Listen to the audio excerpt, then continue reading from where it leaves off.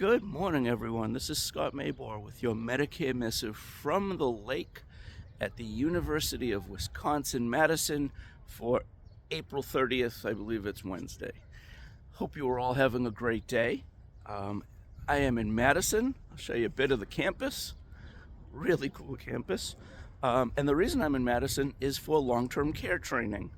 So NGL, which is a big long-term care insurance company, has their headquarters here in Madison. Looking to see if I can see the building. Beautiful building up on a hill overlooking this lake.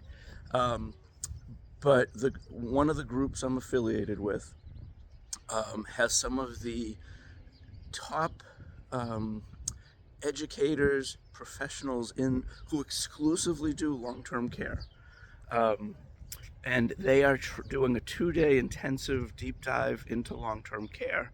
And as those of you who have watched my videos in the past, I am a huge believer in long-term care, partly because of what my family went through last year. My father passed last May, so it's still pretty fresh.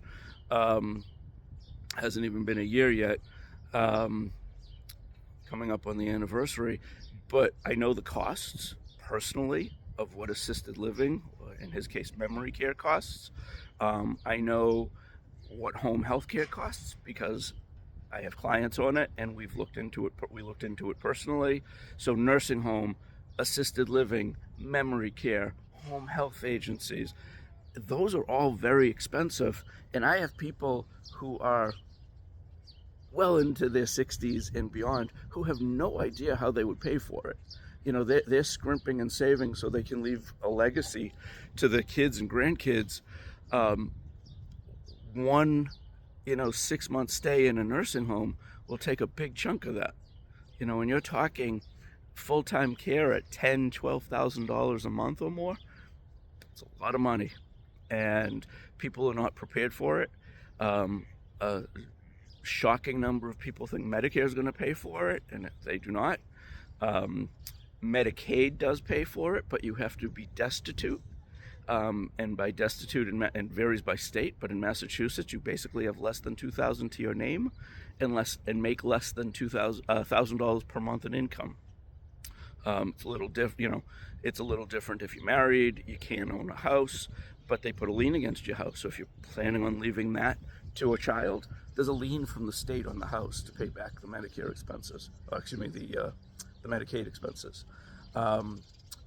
So either you're self-paying out of savings, you're using Medicaid if it exists and you qualify, and there's a 5-year look back. So if you're going to just move your money to your kids, you better talk to an estate attorney and start doing that Medicaid planning, because you do have a 5-year look back before they'll count it. Otherwise, they just invalidate the transfers and put it all back in your name. Or you have long-term care insurance.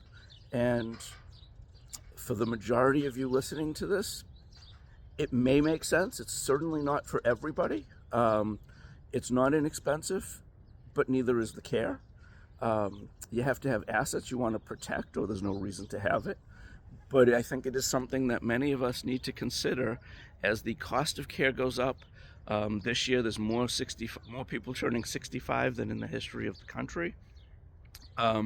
So you really have a lot of people starting to age into it. Also, surprisingly, a lot of people, we always assume long-term care is for the elderly. A huge number of people who use long-term care are under age 65, and it's something like 30%. Could be an accident, could be an illness, could be a temporary disability. But there are people who need long-term care, respite care, who are well under, 65. So give it some thought. I will certainly be talking about it more. And it's pretty amazing. I mean, last night at dinner, I'm sitting next to a gentleman who's number one long-term care advisor with, I believe, 2 or 3 of the nationwide companies, national companies. The guy across from me, he's in the top 5 of 3 of them. A woman that we walked over with, she's one of the top producers at probably also the 5 carriers. She's in like the top 5 or 10 of people in the country who do long-term care exclusively. And these people are all best at what they do. They're the best in the country. And they're giving us 2 full days from 8 a.m. till 5 p.m. of nothing but long-term care. So I'm actually just going for a little walk. Then I have to go home, go back to the hotel, shower, and walk up to the office to sit in the conference room for a day. But, last night my head was spinning. There's a ton of information. It's going to take me a little while to digest it. But I can't encourage you enough, whether you talk to me about it or someone else, that if you think long-term care is a need for you, long-term care coverage, then you really should look. The prices go up as you age, so there is maybe no need to wait. They're also health dependent, so not everybody qualifies. You do have to be healthy, and unlike life insurance, where they're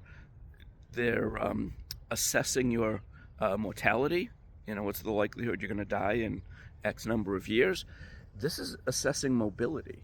So this is what happens if you live 20 years, but you can't feed and dress yourself, or go to the bathroom or bathe. Those are the things they're testing for, and it's a higher bar. So the longer you wait, the more it costs. The longer you wait, the less likely it is that you qualify. Let me know if I can help. Happy to field any questions. Be well, stay safe, enjoy your afternoon.